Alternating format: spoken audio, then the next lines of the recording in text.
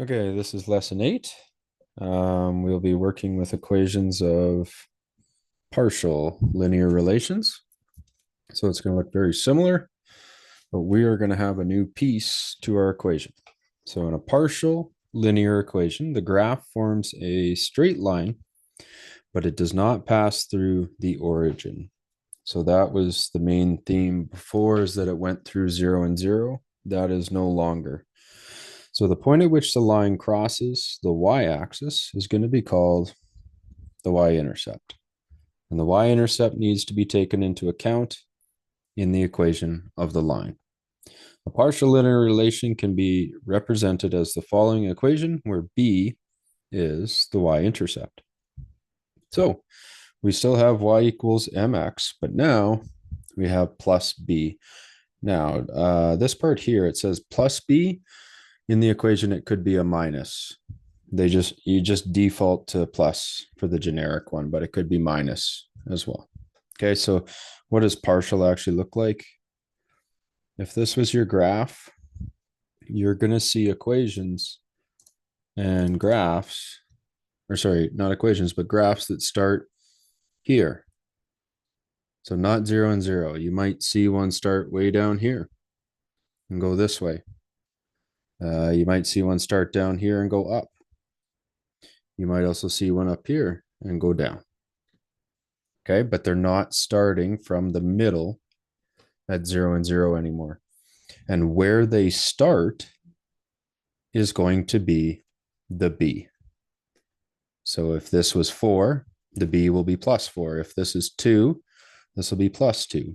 If this one here is minus 2, this will be minus 2. If this is negative 4, you'll see a minus 4. And you get the slope the exact same way. Okay. Example 4, write an equation for a line with a slope of 5 and a y-intercept of 6. And what is the value of y when x is 5? So we're going to use the equation to solve. And then B, write an equation for a line with a slope of negative 2 and a y-intercept of negative 3. What is the value of x when y is negative 9?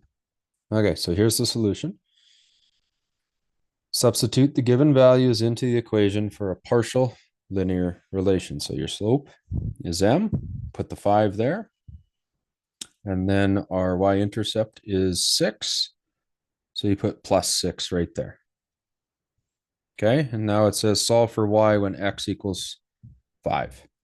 So you're going to go 5, substitute the 5 in for the x here. So 5 times 5, and you got to do this first, and then add 6.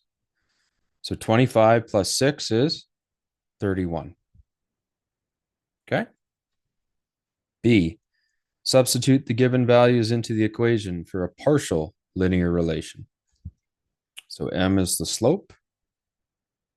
Okay, and for this one, we have to replace it with negative 2. And then, although it says plus b here, it says our y-intercept is negative 3. So you just replace the entire thing and put negative 3. That's kind of what I was getting at the beginning. Okay, and then we're going to solve using this equation. So I'm just going to write this in here, do first.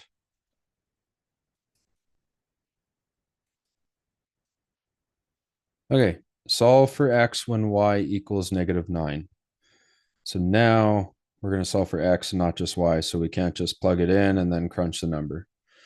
We're going to have to do a bit of rearranging. So take the negative 9 and place it where the y is, and then we're going to solve for x. Now, if we want to get this x all by itself, you have to get rid of this piece first. Okay, so this is simple algebra rules that you have learned in grade 7, 8, 9, all the way up. So to do the opposite of minus 3 would be to add 3 to both sides. And I'm just putting it up here, but it actually, what it says is minus 9 plus 3.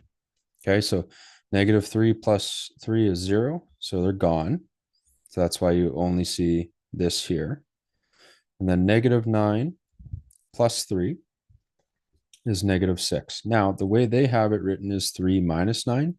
You can absolutely do that as long as it stays positive, the 3. Okay, I prefer this way.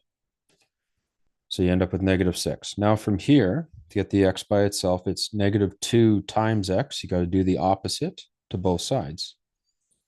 Divide by -2, which is what you see right here. So I can erase that. And cancels these two. And now you have -6 divided by -2, and you get 3. So x equals 3.